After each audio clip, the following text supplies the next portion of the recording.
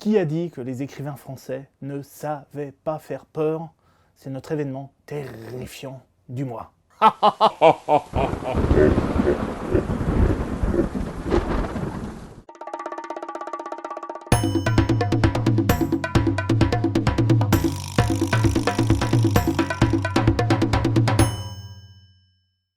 Halloween oblige, pourquoi ne pas s'offrir quelques frissons littéraires?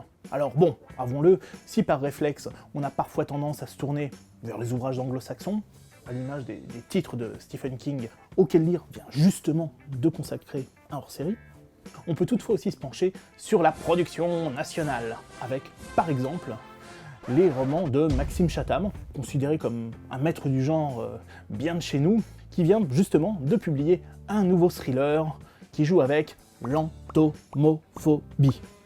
Enfin, si vous préférez, la peur des insectes, quoi. Bon, vous connaissez tous cette expression, c'est pas la petite bête qui va manger la grosse. Ah bah justement, Maxime Chatham a décidé de la reprendre, cette formule, mais de la retourner avec plein de petites bébêtes qui peuvent vous faire mal, très mal, et ce, dans son nouveau roman, Insecte. Enfin, une secte, parce qu'il y a un E entre parenthèses, voilà. À Los Angeles, un flic va se rendre dans un zoo où il va découvrir un cadavre en putréfaction qui a été dévoré par des mouches, des scolopendres et autres bestioles qu'on n'a pas forcément envie de rencontrer. À New York, une détective privée, chargée d'élucider la disparition d'une jeune fille, va quant à elle se retrouver face à un cadavre de chat, lui aussi pas en très bel état, mais dont les os ont été pyrographés. Pas certain que les amis des animaux apprécient ce roman, oui.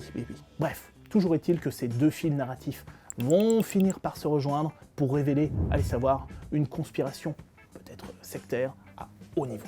Bon, on pourrait naturellement tiquer sur quelques clichés, conventions, invraisemblances, mais au fond, on s'en moque. Car Maxime Chatham nous propose là une intrigue divertissante, efficace, formidablement rythmée. Bref, on tient là l'équivalent d'une bonne série B du samedi soir à déguster entre amis, avec, pourquoi pas, des petites choses à grignoter, vous savez, des criquets, des grillons, que des protéines.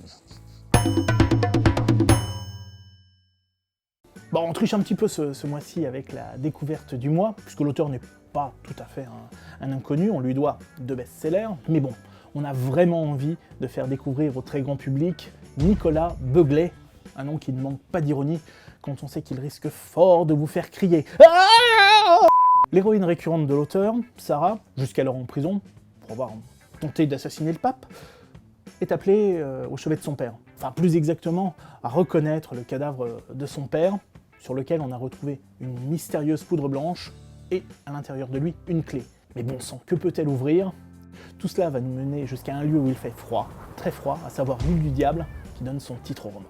Reprenant tous les codes du thriller scandinave, en y insérant une petite dose d'épouvante, Nicolas Beuglet réussit non seulement un exercice de style vraiment réussi dans le genre, mais surtout, il nous met face à une réalité historique un petit peu méconnue, qui nous rappelle que l'horreur est humaine, et parfois bien réelle, ce qui est d'autant plus glaçant. Bref, joyeux Halloween à tous. Tu fais bisous, toi?